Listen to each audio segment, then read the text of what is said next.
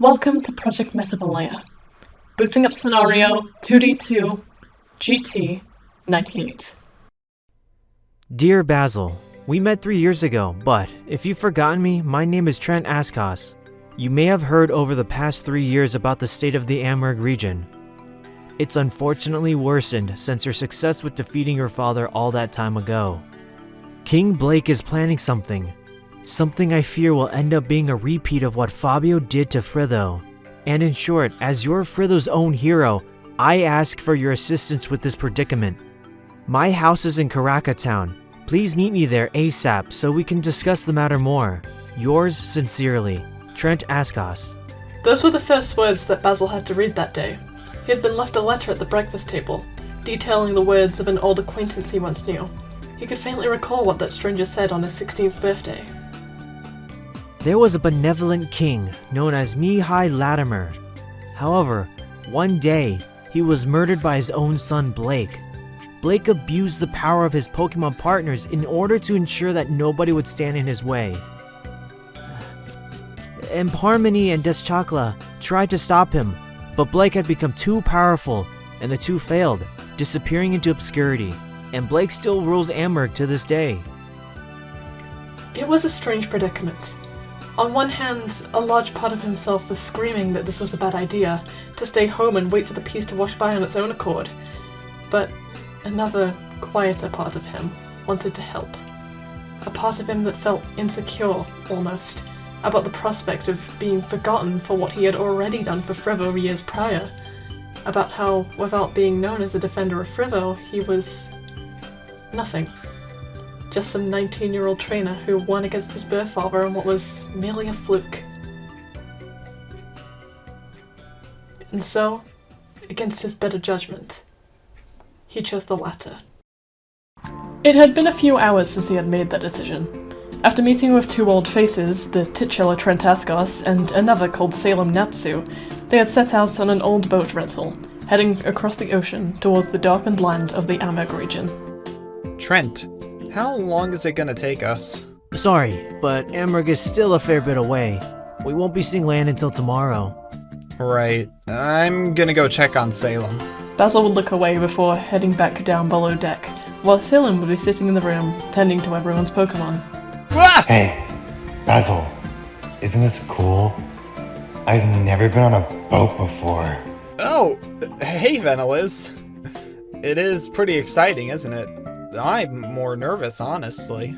After some convincing from the former, Vanilliz had followed Basil onto the boat and towards Amherst, determined to save another region. After all, they wouldn't be gone for long, right? Fritho would be fine in their absence. Nina and Tohawal would see to that. Did you just ask that Askos guy when we'll reach land, though? I'm not gonna lie, the water kinda gets boring to see after a while. He says we won't be there until tomorrow. Is that true? Yeah, sorry, Salem.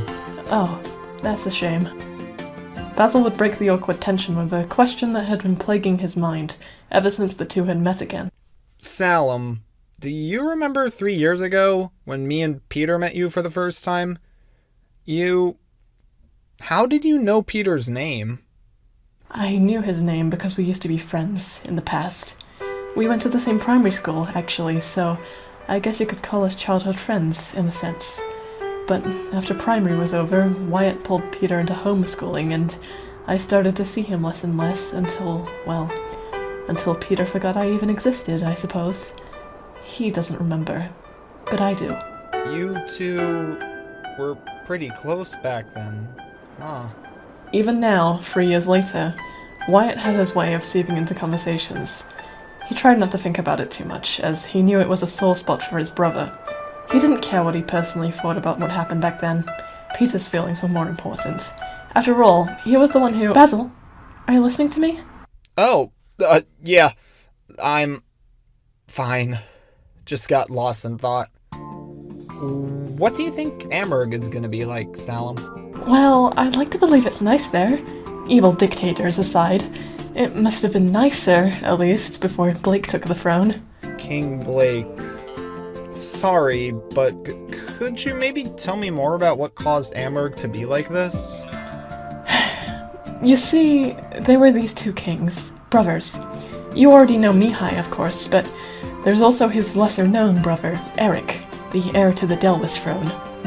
Basil would frown at the mention of Delwis.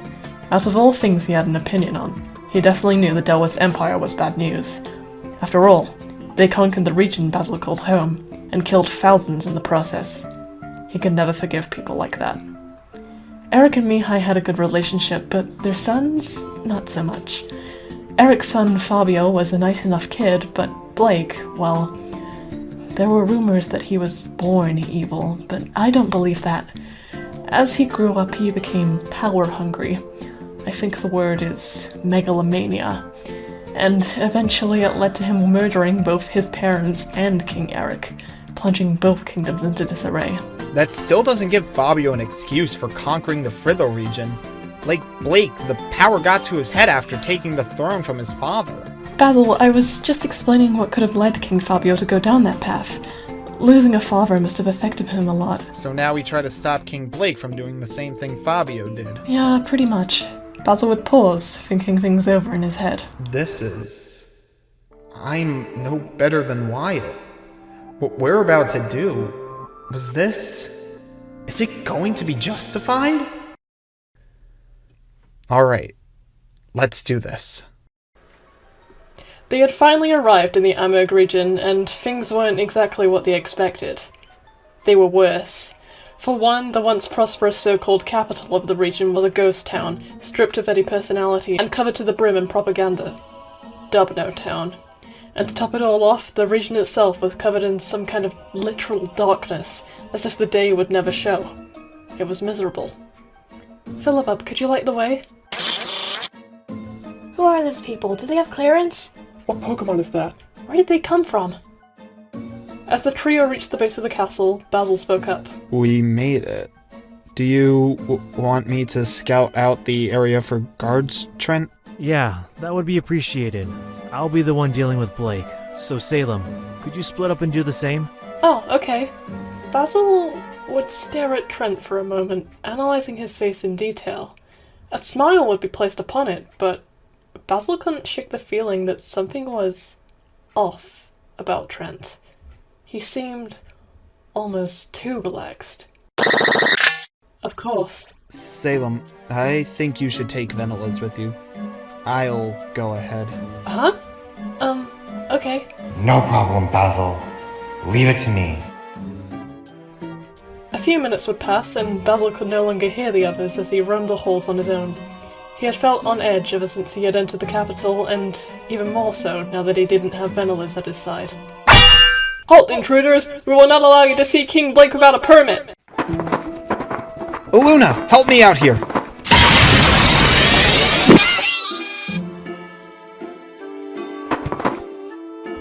Basil was left alone once more, and decided to look around the many rooms that were laid out in front of him.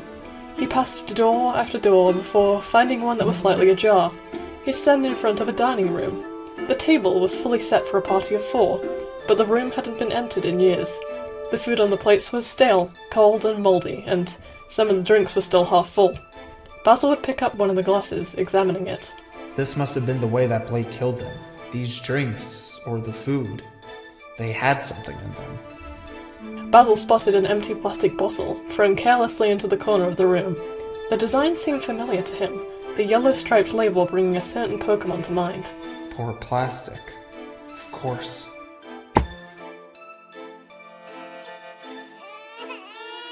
Barca. He'd bolt towards the next room, but would be taken aback, as in front of him lay a dead body. A middle-aged woman with black hair stained with dry blood, a tattered apron covering most of her body that made her appear like a maid. A small child that slightly resembled her lay nearby, crying as he too was stained in blood. Christina, I promise that your son will be safe.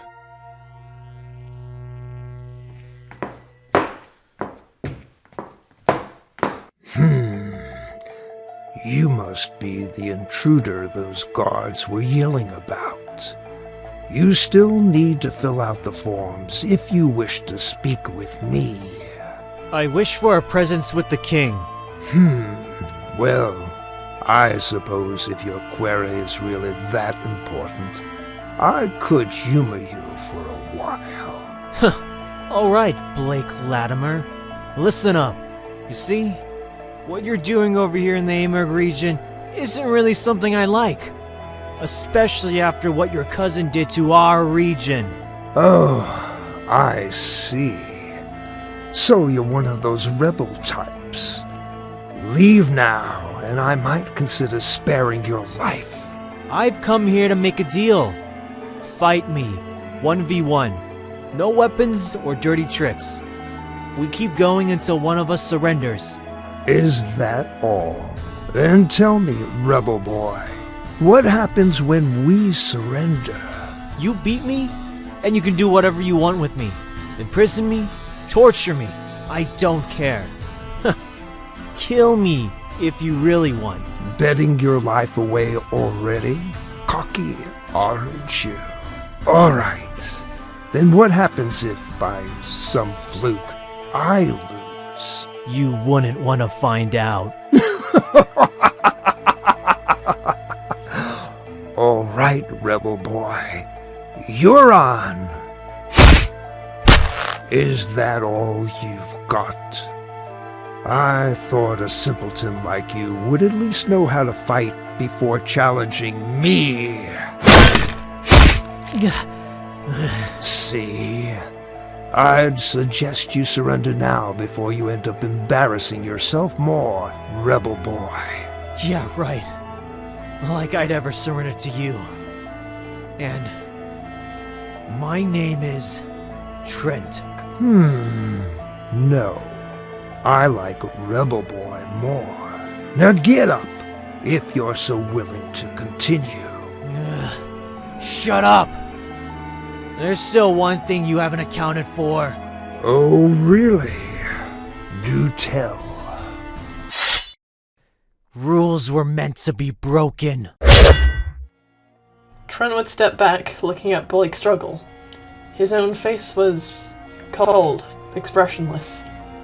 He had been preparing himself for this moment. He set out towards Amherst, already knowing what he needed to do. In order for one of them to have what they wanted, the other had to die. He would stare down at the now bloodied blade in his hands that seemed to almost radiate an aura of guilt.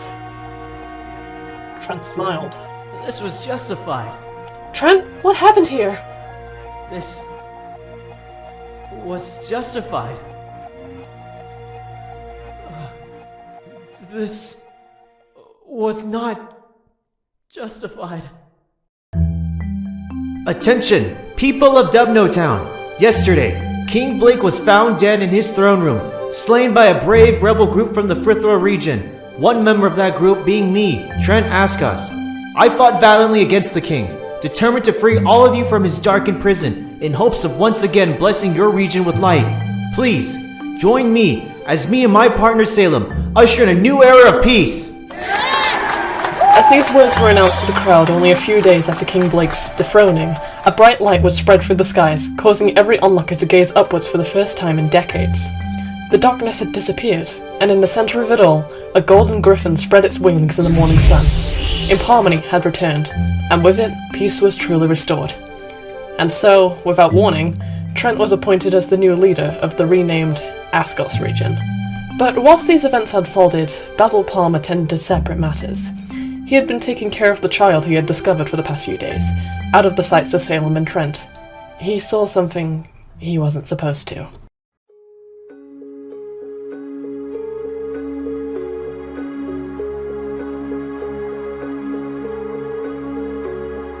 I've heard about this before. You, King Blake, didn't truly die back there. You're still here. If only I could just... Basil! And hey, aren't you supposed to be screaming right now? You're easier to look after than... before. Basil would frown as a memory would surface. The memory he had tried to suppress for so many years. A memory of a choice he had to make. And the decision he picked. A decision that had haunted him until now. I can't be doing this. Not again. Not after last time. Please, I just want to. This is the way it has to be, Basil. But I'm different now. I don't want to make the same choice I made back then. I can look after him. Although Basil would say these words, trying to convince himself to do whatever action was running through his mind, he knew, or you know, that I'm right. Aren't I? You deserved so much, Larsa. I wish I could give you more than this. Larsa, I know you'll understand none of this, but although I know your life is going to be difficult, you'll find in the future, well, you'll have people who will truly love you. I'm like you, sort of. I never really knew my dad either. Turns out that he was a psycho too. I learned that pretty quickly after meeting him for the first time. But the man I call my father came into my life when I was just 6. And later down the line, I reconnected with the brother I never knew I had. And there was Nina and Ashley and Clover and you. I didn't really expect that I would end up with so many people I call family, but that's life for you. It really loves throwing curveballs. So, I know what I have to do. I might have grown up since then, but I think I would make the same choice. I'm taking Larsa to the orphanage.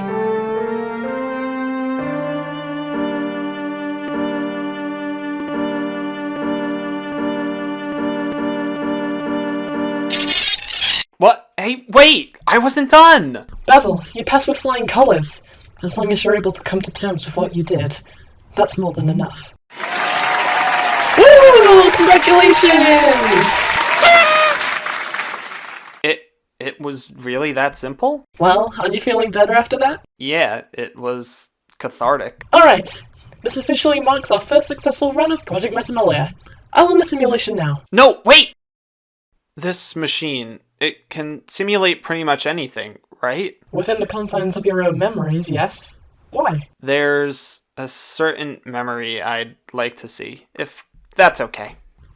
Alright, but make it quick. I'm supposed to hibernate in an hour. After everything that Basil had just experienced, he knew what he wanted to see. He wanted, more than anything, to meet Larsa again. Not as Prince Larsa Latimer, but as Larsa Ardeline, the person he grew up to be. So, you must be Larsa. Coral's been talking non-stop about you. She has? Yeah. You're the son of King Blake, aren't you? Well, yeah, but it's not like he's my dad or anything. That's Decibel for me. Hey, it's kinda like that for my dad, too. Have you ever heard of Wyatt Cypress? Yeah. He mind-controlled your brother. He did that whole thing where we had to save him from Alara's weird brother. Larsa, don't talk about Atiel like that. Who's Atiel? Well, it's quite the story. It started with this machine called Project Pandora.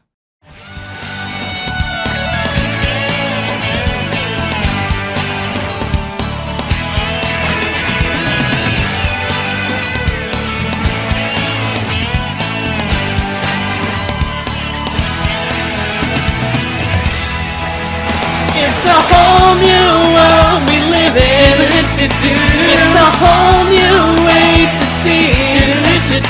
It's a whole new place with a brand new attitude, but you still gotta catch 'em all and be the best that you can be. Pokemon Johto. Yeah.